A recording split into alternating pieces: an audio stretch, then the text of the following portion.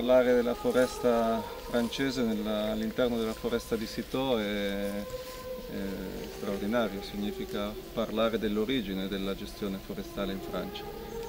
Alcuni numeri ne danno una fotografia chiara. La foresta francese ha 14 milioni di ettari coperta, quindi rappresenta quasi un quarto dell'intera superficie della Francia, quindi un territorio immenso. È gestita al 100% in maniera sostenibile. Ogni pianta tagliata viene sistematicamente riforestata. Siamo ancora all'ombra, è passato quasi un secolo, 120 anni probabilmente dall'origine di questa particella. Tra pochi anni inizierà la fase finale della gestione forestale, quindi si inizierà a far entrare la luce, quindi si diraderanno, si toglieranno le piante più piccole, la luce entra e tocca direttamente gli esemplari migliori, li bagna di luce e germoglieranno ghiande, le ghiande cadranno a terra e dalle piccole ghiande che circondano questo esemplare nasceranno i figli, sarà l'inizio di una nuova generazione.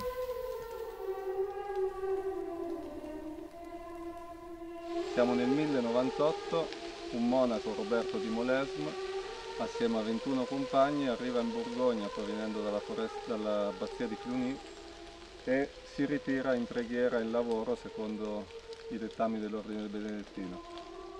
Qua a Citeaux costruisce una grande abbazia e inizia una coltivazione della foresta destinata a durare per secoli.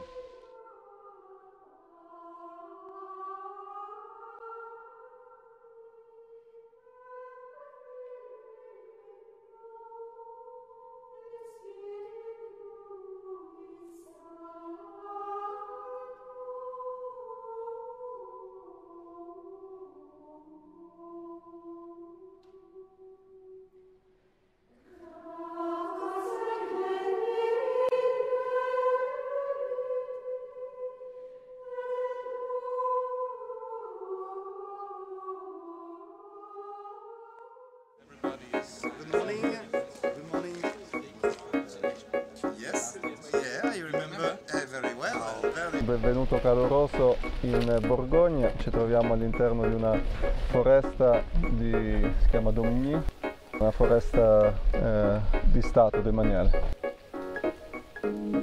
Nella foresta coltivare rovere significa gestire un ciclo di coltivazione che varia tra i 150 e i 180 anni. David Chavot, che è il direttore dello stabilimento di Fontaine. Abbiamo deciso di fare un taglio su quarto e di prendere un tavolo qua, un tavolo qua. E Bruno Perrier, che è il nostro esperto forestale, che guida le squadre che tutte le mattine di buon'ora, a partire dalle 5 del mattino, iniziano la loro attività di foresta. Le bois, c'est un matériau très noble. Il met de nombreuses années à pousser. Ici, je suis en train de toucher un arbre qui a près de 200 ans. 200 ans, ça représente de nombreuses générations. Et beaucoup d'hommes ont travaillé cette partie de la forêt pour arriver à nous, les derniers qui vont récolter ces arbres, avoir tout le fruit de leur travail. Donc, le prix n'a pas d'importance. C'est la valeur sentimentale des choses. C'est une question de philosophie. L'attività di Margheritelli in Francia, come David ha detto, si divide in due parti molto separate tra loro. C'è una parte che avviene all'interno dello stabilimento di Fontaine, come parte industriale, ma c'è un'altra parte in parallelo con squadre di uomini diverse, con logiche di lavoro diverse, che è all'interno della foresta.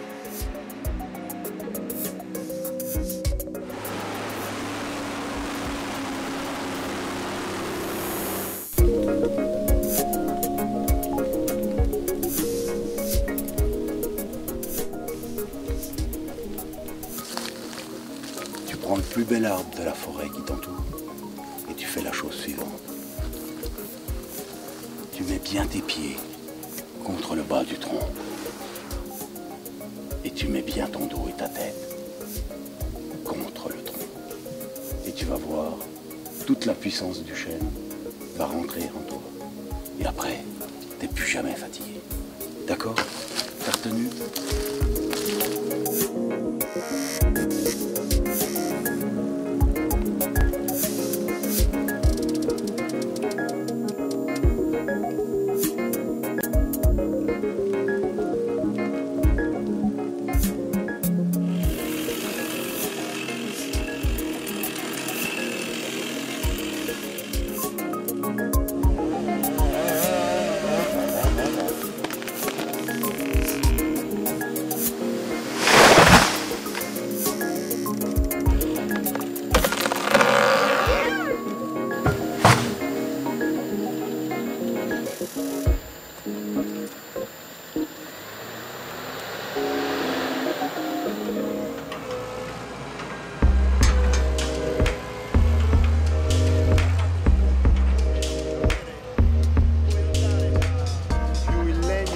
Facilmente il spessore ci sarà sicuramente.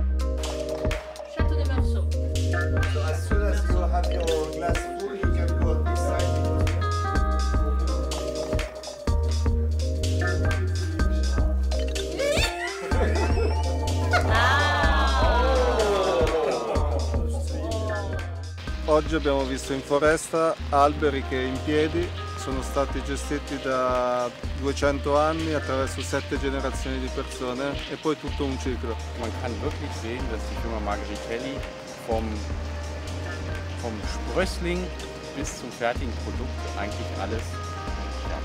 Ich bin auf jeden Fall sehr überrascht, dass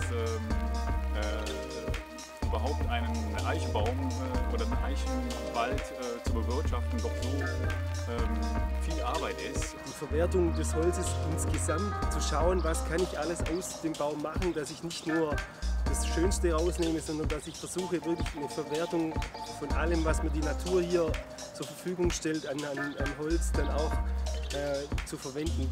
Das ist einfach ein hohes Maß an Respekt. Ich bin der Meinung, es steckt sehr, sehr viel Liebe drin, was man mit jedem einzelnen Handgriff in der Produktion, vom Pflänzling bis zum fertigen Produkt sieht. Der Respekt vor dem Holz ist wirklich sehr, sehr klar spürbar. Thank you very, very much. Thank you. Shall I translate for you?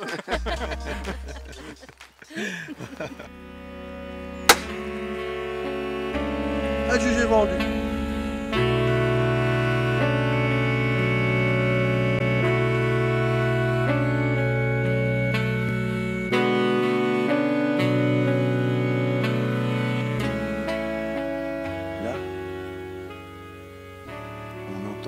Je ne sais pas si vous l'entendez, mais si vous voulez des bruits d'animaux, il n'y a pas de problème.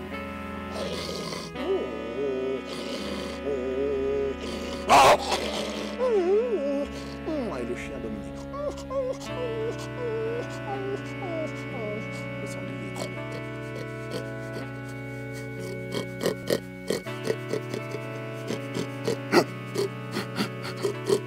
Le cerf qui brame à la période des amours.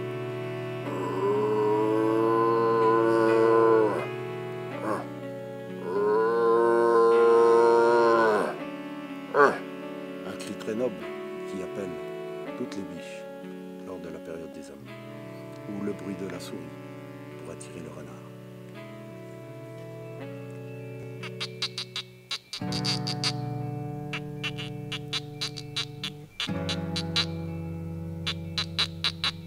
Voilà pour les animaux sauvages.